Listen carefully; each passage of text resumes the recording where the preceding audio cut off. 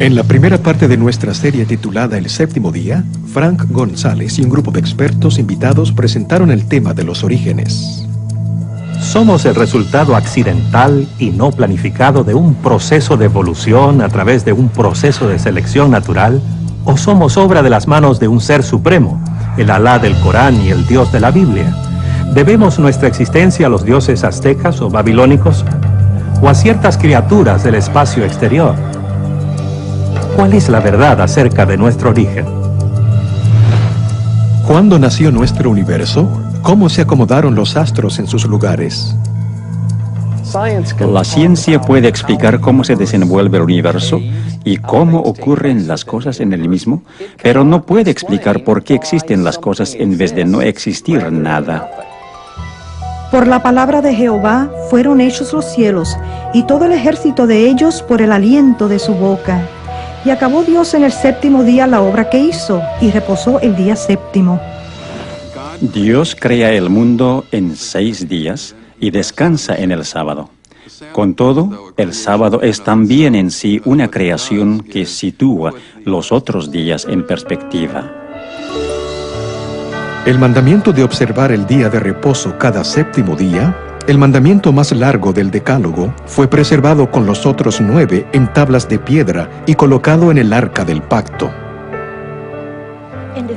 La gente hoy necesita hallar un santuario en el tiempo, lo cual es el sábado. En su encíclica Dies Domini, el Papa Juan Pablo II sugirió que el día de reposo nos recuerda que el universo y la historia le pertenecen a Dios. En más de un centenar de idiomas antiguos y modernos, el nombre dado al séptimo día de la semana significa reposo o su equivalente. A medida que aumentamos nuestro conocimiento del pasado y desentrañamos sus misterios, los contornos de nuestra historia se vuelven cada vez más precisos. De cuevas y tumbas, de pétreos farallones que una vez fueran ciudades y poblados, de las ruinas de tribus y naciones perdidas en el tiempo, surgen nuevos indicios que amplían nuestra comprensión de la historia humana. Los arqueólogos están constantemente añadiendo al cuadro elementos obtenidos en los registros de civilizaciones y sociedades extintas, así como los volúmenes de la literatura antigua. Hay un día que establece la estructura semanal del tiempo y conecta a la familia humana con sus orígenes, el sábado, séptimo día, que nos une con el Creador. Y ahora, la segunda parte de la serie, Un santuario en el tiempo.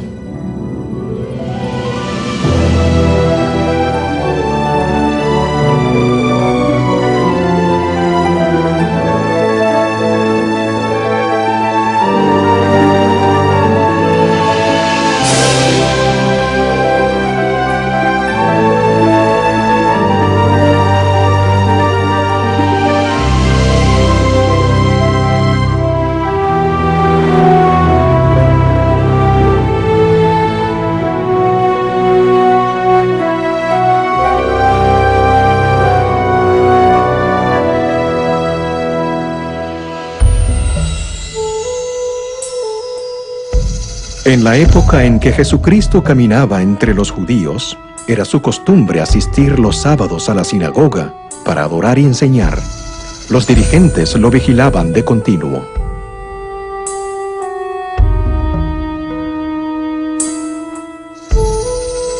Algunos de los rabinos discutían con él acerca de la forma correcta de observar el sábado.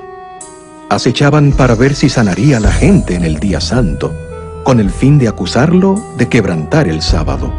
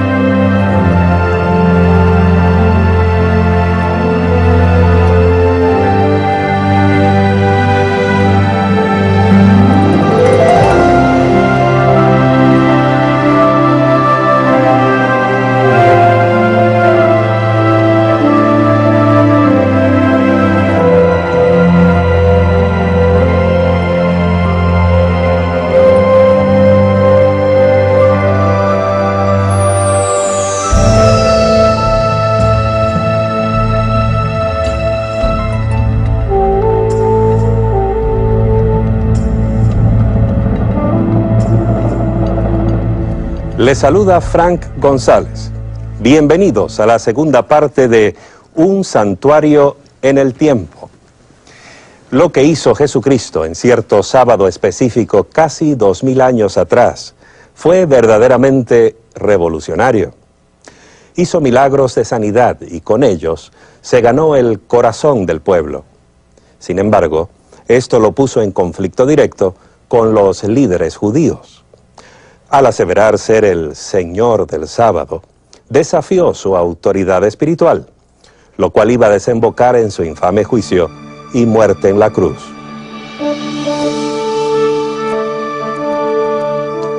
Jesús nació en Belén, un poblado insignificante de Judea, durante el reinado de César Augusto, el primer gran emperador romano.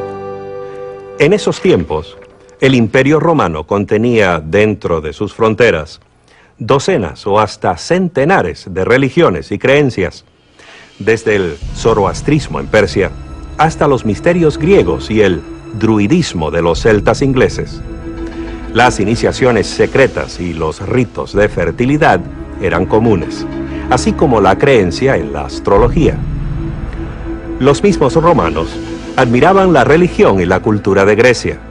Adoptaron los dioses griegos y los mezclaron con sus propias religiones.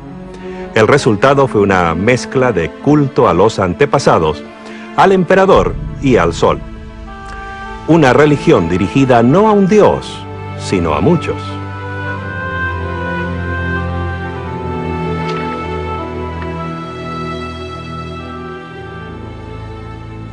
Los judíos, por su parte, adoraban a un solo Dios. A pesar de verse rodeados por las imágenes de las deidades griegas y romanas, servían a un Dios invisible. No tenían imágenes que lo representaran. No celebraban ritos de iniciación o de fertilidad. En cambio, tenían un día que los apartaba. Un día sin igual en ninguna otra religión. Era un período de 24 horas dedicado completamente a su Dios. Los judíos tenían el sábado. Después del éxodo de Egipto, Dios hizo un pacto con Israel. Parte de este contrato incluía los 10 mandamientos. El cuarto de estos manda guardar el sábado, el séptimo día de la semana, como un memorial de su creación y su redención de Egipto. Al guardar este día santo, que era una señal entre Dios e Israel, recordarían que el Señor era su Dios y ellos su pueblo. Guardad mis sábados, porque el sábado es señal entre vosotros y yo por vuestras generaciones, para que sepáis que yo soy el Señor que os santifico. Podemos suponer que los judíos del primer siglo conocían y estudiaban los 10 mandamientos. El Decálogo les decía, tal como nos dice a nosotros, que el sábado es un recuerdo de que Dios creó el mundo en 6 días y es un memorial del éxodo de Egipto. Para los judíos del primer siglo, el sábado era un período de intensa espiritualidad, una ocasión para relacionarse con el Dios que creó el universo en 6 días y reposó en el séptimo. Por eso, ellos también reposaban el día séptimo. Además, en la liturgia judía recordaban que Dios los había sacado de Egipto. De este modo, el sábado llegó a ser para ellos una celebración de su libertad. La observancia del sábado era la marca inconfundible del judío. Lo ponía aparte de todos los demás. No se la podía esconder.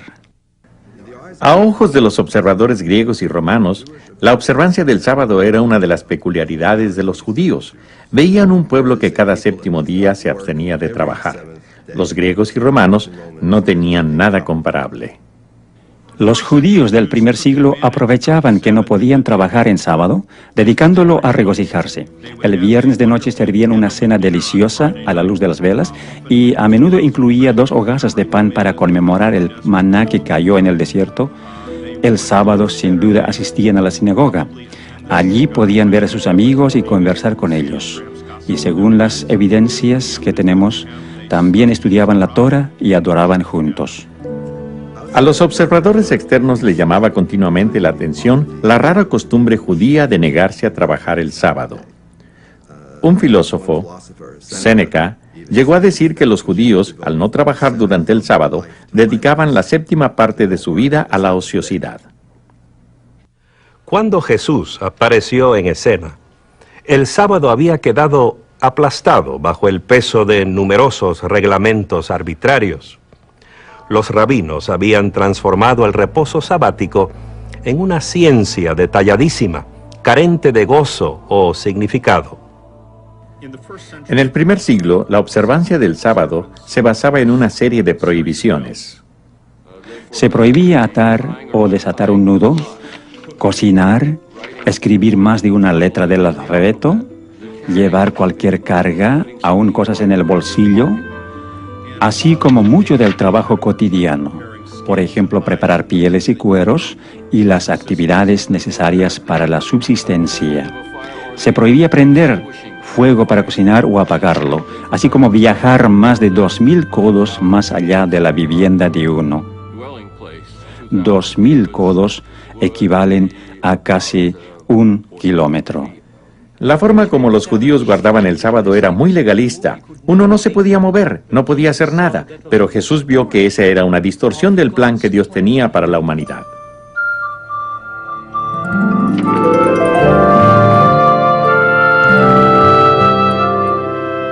Al sanar al hombre de la mano seca, Jesús mostró el verdadero espíritu del sábado.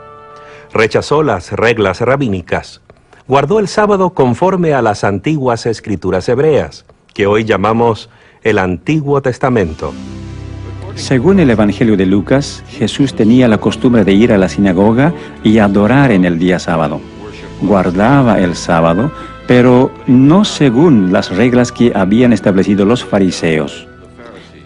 De hecho, dijo, el sábado fue hecho por causa del hombre y no el hombre por causa del sábado.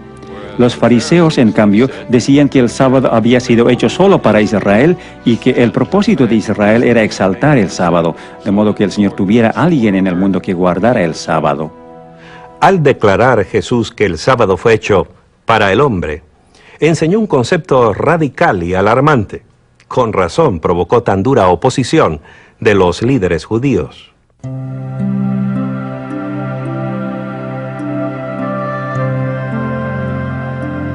En otro sábado, Jesús enseñaba al pueblo. Había allí una mujer que había estado enferma, encorvada por 18 años. Jesús la llamó que se acercara a él.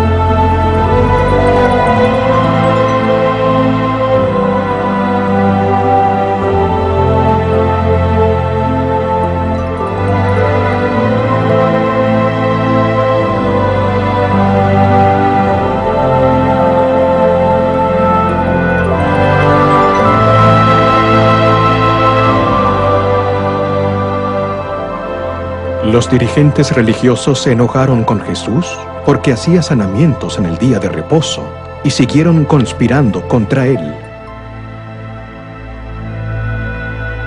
Para los líderes religiosos, esa conducta era un escándalo, en especial por quebrantar su regla del peligro mortal. La regla del peligro mortal decía que se podían hacer ciertas cosas en sábado solo en casos de vida o muerte. Se podía salvar a alguien cuya vida estuviera amenazada, pero no se podía sanar a un enfermo crónico en sábado. Había que dejarlo para otro día. Pero Jesús no quiso esperar otro día.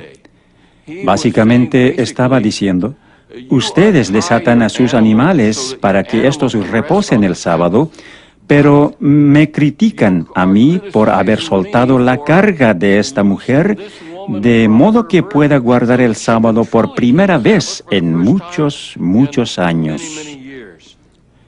Era un argumento devastador. San Juan, en su registro de la vida de Jesús, informa que por esta causa los judíos perseguían a Jesús y procuraban matarlo, porque hacía estas cosas en sábado. Acusaban a Jesús de quebrantar el sábado.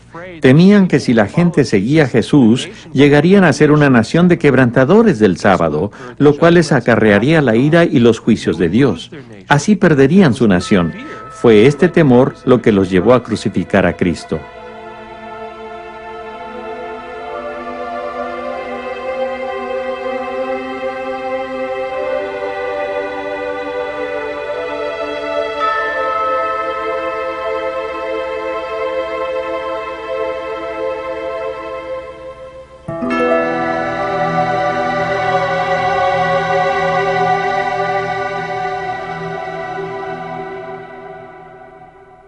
Algunos han sugerido que el sábado del Decálogo perdió su significado con la vida y muerte de Jesús, que de algún modo el Salvador lo invalidó.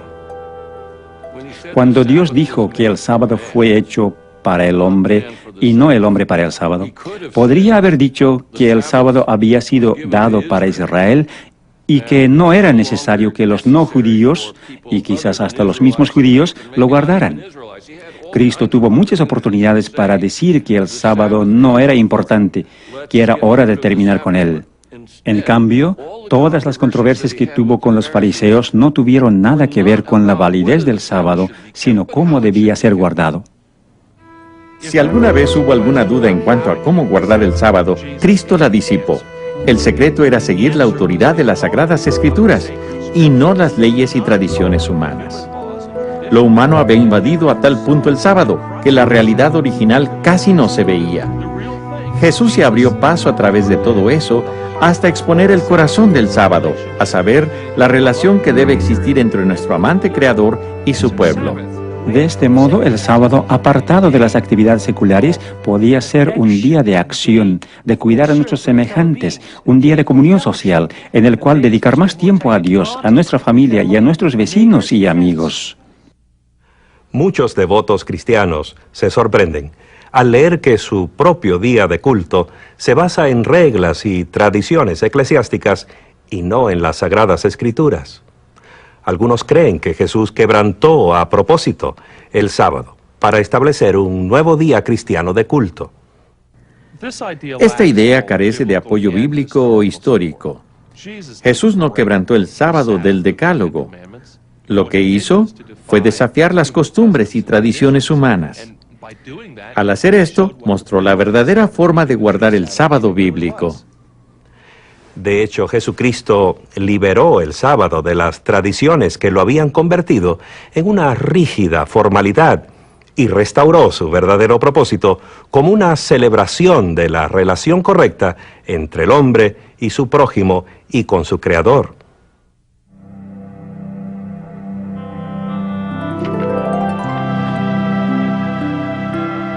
Cuando veáis en el lugar santo la abominación desoladora predicha por el profeta Daniel, entonces los que estén en Judea huyan a los montes. Orad que vuestra huida no sea en invierno ni en sábado. Con esas palabras, Jesús señaló una terrible predicción que hiciera el profeta Daniel en el Antiguo Testamento. Pero ¿por qué habría de decirles a los creyentes que oraran para que no tuvieran que escapar en sábado, a menos que esperara que todavía estuvieran guardando el sábado como día santo? En el año 69 de nuestra era, el Imperio Romano era muy inestable. A dicho año se lo llama el año de los 4 emperadores y los primeros 3 no murieron de causas naturales. Por eso los judíos pensaron que el momento era favorable para sacar partido de esa inestabilidad y promover su propia libertad de la opresión imperial. El general romano Vespasiano atacó la ciudad en un intento de ahogar la revuelta. Antes de completar la campaña, fue nombrado emperador el año 69 de nuestra era, y su hijo Tito, otro futuro emperador, tomó el mando como general del ejército. Tito le puso sitio a la ciudad y finalmente, en el año 70 después de Cristo, las fuerzas romanas penetraron las defensas, asolaron la ciudad y destruyeron completamente el templo. Eusebio, un historiador eclesiástico, informa que los cristianos de Jerusalén recordaron la advertencia y escaparon antes que la ciudad cayera en manos romanas. Este incidente muestra en forma evidente la intersección de la historia y la profecía. Conocemos las fechas y lugares. Jesús sabía y predijo cuándo iban a suceder estas cosas y que 40 años después de su muerte y resurrección, sus seguidores todavía estarían guardando el sábado. De hecho, en todo el período del Nuevo Testamento, que abarca hasta el fin del primer siglo de nuestra era, los cristianos siguieron observando el séptimo día, sábado. Este hecho resulta claro en los registros bíblicos e históricos.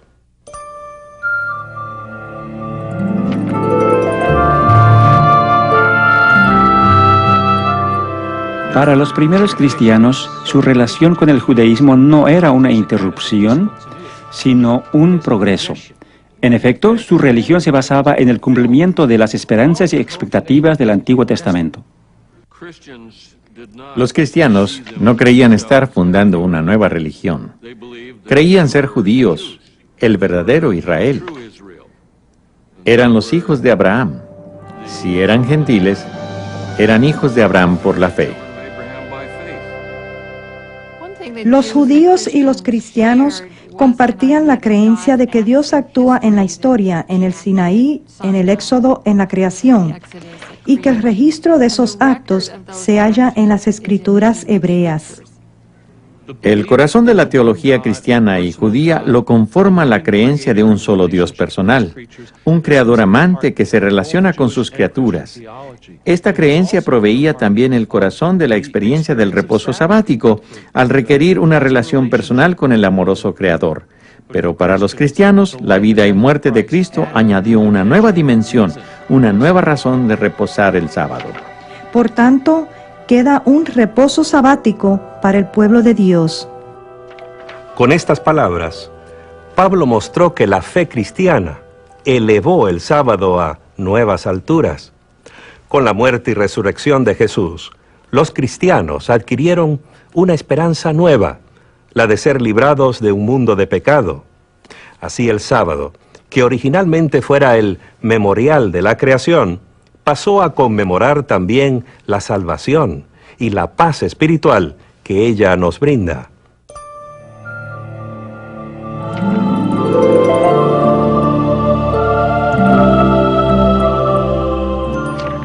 Esto plantea una pregunta interesante. Si los cristianos del primer siglo observaban el sábado del Antiguo Testamento, el séptimo día de la creación y el cuarto mandamiento, ¿por qué la mayoría de los cristianos observan hoy el domingo? ¿Cuándo se cambió el sábado por el domingo? ¿Hay algún indicio en el registro bíblico? Los primeros 4 libros del Nuevo Testamento se cuentan entre los documentos cristianos más antiguos. Marcos escribió su libro primero. Es un informe de la vida de Cristo. Lo hizo en torno al año 55 después de Cristo o más tarde. Los escritos de Mateo y Lucas probablemente datan entre poco antes del año 70 y el 80. Juan, el último de los discípulos originales de Cristo, escribió su libro cerca del fin del primer siglo. A pesar de sus fechas tardías, entre 30 y 70 años después de la muerte de Cristo, estos libros no contienen ni la menor indicación de que Jesús o sus discípulos hayan considerado cambiar el día de reposo y adoración del séptimo día de la semana al primero. Es especialmente significativo que los escritores del Nuevo Testamento nunca llaman día de reposo al primer día de la semana. Para ellos, el día de reposo era el séptimo, y esto es consistente en todas las otras evidencias de que, hasta el fin del primer siglo, los cristianos adoraban los sábados en las sinagogas junto con los judíos. Entre el año 95 y 100 de nuestra era, se realizó un cambio en el servicio de la sinagoga. La parte central del servicio se conoce como la oración de pie, la amida, o las 18 bendiciones. Son 18 breves bendiciones de Dios u oraciones de gratitud. En días de semana se recitan las 18, en el sábado solo 7 de ellas. En la misma época se añadió una más, que en hebreos se conoce como la Birkot Tamanina, la bendición concerniente a los herejes, la cual en realidad no es una bendición. Que no haya esperanza para los apóstatas, que los dominios de maldad sean prontamente desarraigados en nuestros días, que los nazarenos y los herejes perezcan pronto y no sean inscritos junto con los justos. Bendito eres tú, el eterno nuestro Dios, que aplastas a los malvados. Revelaba quién era cristiano porque se le podía pedir a cualquiera para que dirigiera la recitación de esta plegaria. Y al final de cada bendición todos debían decir amén, y esto hizo que fuera sumamente incómodo, de hecho imposible, para los cristianos participar desde entonces en adelante en los servicios de la sinagoga dirigidos por los fariseos. La evidencia que provee esta oración de la sinagoga nos ayuda a enfocar el cuadro de los cristianos del primer siglo. Es claro que guardaban el sábado junto con sus hermanos judíos. Pero esta idea es una verdadera revelación para la mayoría de los cristianos de hoy. Y resulta inquietante comprobar que el prejuicio contra los judíos afectó profundamente el concepto que algunos cristianos tenían del sábado. En la literatura eclesiástica de los primeros cristianos se nota un gran deseo de separarse y distinguirse de los judíos. Como resultado, aparece en ella mucho antijudaísmo o antisemitismo. En parte son comentarios insultantes acerca de los judíos y otros son intentos de separarse de lo que se consideraba como religión del Antiguo Testamento.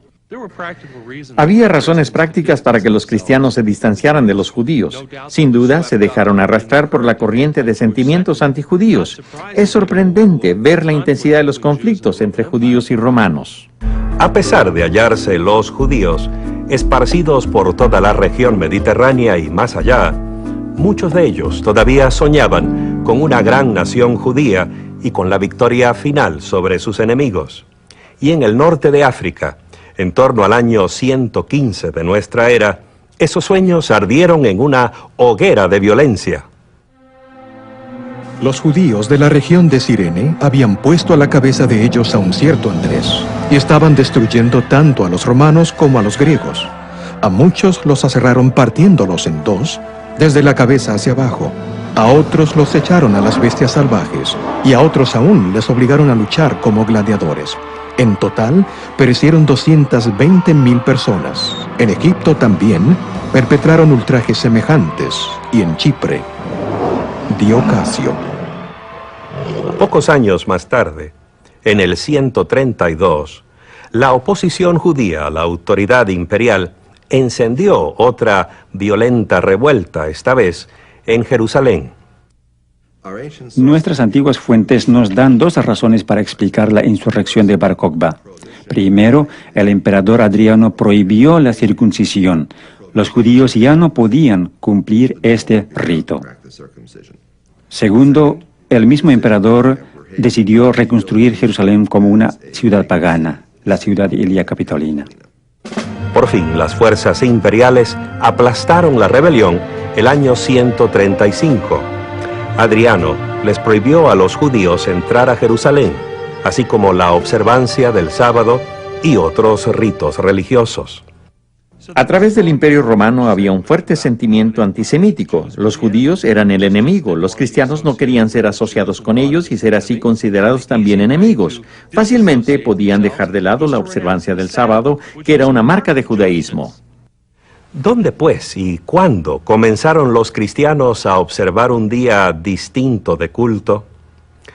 Las páginas perdidas de la historia nos llevan en una dirección sorprendente.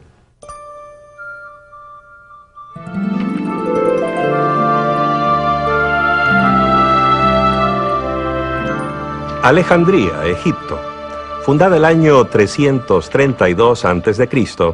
por Alejandro el Grande, uno de los grandes centros mundiales de literatura, ciencia y comercio, un caldero de ideas religiosas y filosofía clásica. Existen sólidas evidencias de que los cristianos de Alejandría fueron los primeros en reemplazar la observancia del sábado por servicios de culto dominicales. Esto comenzó poco antes del año 120 después de Cristo. Uno de los primeros documentos que apunta a cristianos guardadores del domingo es la así llamada Epístola de Bernabé. Este no es el verdadero Bernabé que menciona el libro de los Hechos en el Nuevo Testamento. Este es un falso Bernabé, un pseudoepígrafe. Se le atribuye falsamente. Fue escrito aparentemente por alguien de Alejandría, en Egipto, donde existía la costumbre de espiritualizarlo todo. Esto es lo que hace la epístola de Bernabé. No toma nada en sentido literal. Bernabé cree que las escrituras hebreas son un don para los que verdaderamente las comprenden, pero cree que los que las comprenden no las toman en sentido literal, sino metafórico o espiritual. Bernabé afirma que él y sus seguidores guardan el octavo día de la semana, el día después del sábado, es decir, el domingo. Condena el judaísmo y todo lo asociado con él, incluso la observancia del séptimo día, sábado. La carta de Bernabé es evidencia de que el domingo fue promovido como el día cristiano de culto. Pero para hallar el verdadero corazón del movimiento en favor del domingo, debemos cambiar nuestro enfoque de Alejandría hacia el oeste, al corazón del Imperio Romano. Es en la antigua Roma donde hallamos la primera descripción de cristianos que guardaban el domingo. Proviene de Justino Mártir, un converso a la nueva fe. Pero el domingo es el día en que celebramos nuestra asamblea común, porque es el primer día en que Dios, habiendo efectuado un cambio en las tinieblas y la materia, hizo el mundo.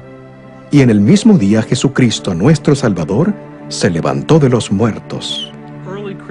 Los antiguos cristianos que comenzaron a guardar el domingo necesitaban una justificación teológica para guardar el primer día de la semana. Y la encontraron al vincular el primer día semanal con el primer día de la creación. Al hacer esto, estaban negando la autoridad de Cristo, quien se declaró a sí mismo Señor del sábado, el séptimo día de la creación.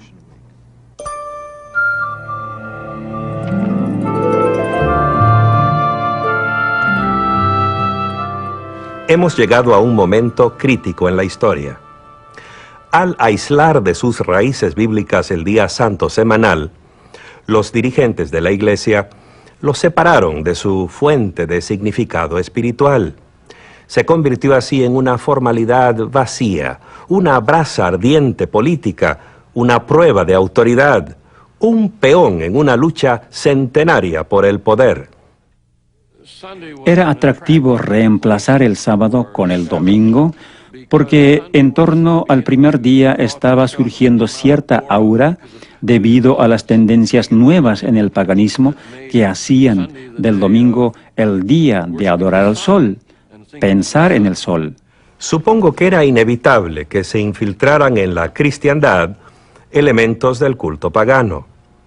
Después de todo, los cristianos eran una pequeña minoría en un mundo predominantemente pagano. Un mundo que adoraba dioses mitológicos, emperadores muertos y el invencible sol. Los historiadores por lo general dicen que el Imperio Romano fue fundado en el año 31 a.C. En ese año, Octavio derrotó a las fuerzas de Marco Antonio y Cleopatra, y volvió a Roma para convertirse en el primer César Augusto. Fue en esa época también que hizo llevar a Roma dos grandes obeliscos. Instaló uno de ellos en el Circus Maximus. Por supuesto, no solo estaba dedicado al dios Sol, sino que además era una prueba muy visible de que Roma había conquistado Egipto. La dedicatoria decía: César Augusto dedica esto como una ofrenda al sol. Pero también decía: porque Egipto ha sido conquistado. Así, los que asistían al circo para ver los juegos veían no solo la dedicación al sol, sino también que el dios sol romano había triunfado sobre el dios sol egipcio. Hay informes de mediados del primer siglo que proveen evidencia adicional de lo popular que era el culto al sol. Nerón, el notorio emperador, comisionó a un escultor para que creara una estatua de casi 35 metros de altura, con su propia cabeza esculpida al estilo del dios Sol. Cuando Vespasiano construyó su gran anfiteatro, que hoy conocemos como el Coliseo, tomó ese enorme coloso, así llamaban antiguamente a las estatuas, que representaba a Nerón. Le cambió las facciones y lo dedicó al dios Sol. El emperador Heliogábalo era tan devoto de su dios Sol oriental que tomó el nombre de la deidad. Llevó su dios en la forma de un meteorito negro desde Siria hasta Roma y adoptó un estilo de vida oriental. Así pues, la moda oriental, las orgías orientales y la conducta oriental de Heliogábalo lo llevaron a la ruina en 4 años. A pesar de que su dios fue devuelto, porque la piedra negra fue enviada de nuevo a Siria, la adoración al sol continuó. El antiguo historiador Plutarco informa que el general romano Pompeyo debió ir al Mediterráneo oriental para castigar a los piratas que atacaban a los barcos mercantes. Esto fue alrededor del año 50 a.C. Derrotó a los piratas, los capturó y los llevó consigo a Roma. Sucede que los piratas eran adoradores de Mitras, el dios Sol, y de esos piratas se popularizó la adoración a Mitras en Roma, especialmente entre los militares. Pienso que a los militares romanos, Mitras les parecería una divinidad especialmente atractiva. Mitras era guerrero, que luchaba del lado de las fuerzas del bien. Era una religión jerárquica, en la cual se podía progresar de grado a grado. Había 7 grados en el mitraísmo, situación semejante a la de un ejército. Y en tercer lugar, era una religión de hermandad y comunión. Se reunían no solo para adorar a su Dios, sino para comer juntos. Se comenta acerca de soldados romanos que han vuelto del oriente, que oran al amanecer de cara al sol naciente. En torno a este periodo vemos que se empieza a mencionar en Roma al Deus Sol Invictus, es decir, al dios Sol invencible. Invencible porque la noche trata de conquistar el sol cada 24 horas, pero al amanecer el sol ha sobrevivido y ha vencido a la noche. La importancia del culto al sol en el Imperio Romano se echa de ver durante el reinado de Aureliano, quien fue emperador entre los años 270 y 275 de nuestra era. Estableció una religión estatal que incluía el culto al emperador y al sol invicto. Trató de unificar todas las religiones bajo el dios Sol. Diocleciano, que llegó al poder el año 284, también era un devoto del dios Sol. Mantuvo el principio de una religión estatal que estableciera Aureliano y llegó a declararse Dios. Eventualmente, ordenó que se persiguiera a los cristianos.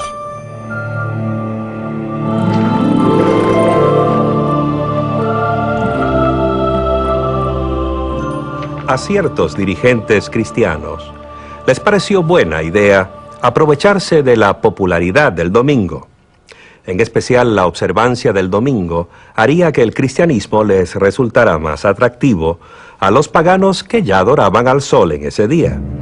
Por ejemplo, el emperador romano Constantino era, al igual que Aureliano y Diocleciano antes que él, un adorador del sol. Fue el primer emperador romano que profesó el cristianismo. Supuestamente se convirtió durante una campaña contra sus rivales. Las biografías escritas por sus partidarios dicen que antes de una importante batalla cerca de Roma, Constantino vio en el cielo una visión de la cruz. Acreditó a esa visión su victoria subsiguiente y se declaró cristiano. Los historiadores debaten si la conversión de Constantino fue o no genuina, ya que a través de casi todo su reino mantuvo sus supersticiones paganas. Solo cuando se hallaba en su lecho de muerte, consintió en su bautismo. A pesar de eso, su reinado marcó un vuelco dramático en la historia de la cristiandad. El año 313, con la aquiescencia de su corregente Licinio, legalizó la religión cristiana. El reinado de Constantino el Grande conforma una de las épocas en la historia del mundo. Es la era de la disolución del Imperio Romano. el comienzo, o más bien la consolidación de un nuevo tipo de despotismo oriental, con una nueva capital, una nueva constitución y finalmente una nueva religión. ¿Se convertiría Constantino al cristianismo o sucederían las cosas en forma opuesta? ¿Quién sabe? Pero lo importante para nosotros es que lo que surgió fue una iglesia diferente y un estado diferente. De hecho, ambos estaban tan íntimamente mezclados que es difícil ver dónde terminaba uno y el otro comenzaba. Al parecer, la religión personal de Constantino era una mezcla de adoración solar mitraísta y cristianismo. Según Eusebio, su biógrafo cristiano, Constantino ordenó a sus ejércitos a ser celosos en honrar el día del Señor, el domingo, refiriéndose a él como el día de la luz y del sol, términos que son claramente paganos. Veamos un pasaje de su famosa ley dominical del año 321. En el venerable día del sol, los magistrados y el pueblo que reside en las ciudades deben descansar, y todos los lugares de trabajo deben estar cerrados. En el campo, sin embargo, los individuos ocupados en la agricultura pueden continuar libre y legalmente sus ocupaciones. La primera ley que requería que la gente celebrara y descansara en domingo es la que promulgó el emperador Constantino en el año 321. Y lo hizo sin referencia alguna a la teología o a las ideas de los cristianos. Dice que se abstengan de trabajar en el venerable día del sol, lo cual alude al hecho de que el sol se iba convirtiendo cada vez más en un objeto de culto. De este modo, la primera ley que exigía que la gente guardara el domingo no tenía absolutamente nada de sabor cristiano. Si bien Constantino promovió el cristianismo y construyó muchas iglesias cristianas, por otra parte cerró muy pocos templos paganos, y tenemos un calendario romano del año 354, fecha que cae unos 17 años después de la muerte de él, que muestra 4 distintos festivales anuales dedicados al sol. Muestra así que el dios Sol sobrevivió. No solo la muerte de Constantino, sino también los reinados de sus sucesores inmediatos.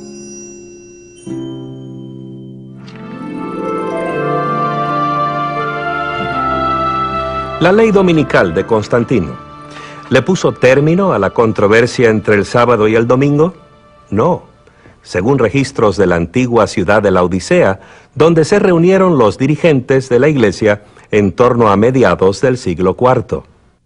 El concilio eclesiástico de la Odisea trató específicamente de si había que leerse las escrituras en los servicios del sábado y qué pasajes debían escogerse. Léanse en el sábado los evangelios y las otras escrituras. El hecho de que el concilio trató el tema es prueba irrefutable de que aún había miembros de la iglesia cristiana que asistían a los servicios de culto en día sábado. Recordemos que esto sucedía más de 300 años después de Cristo. Pero eso no es todo.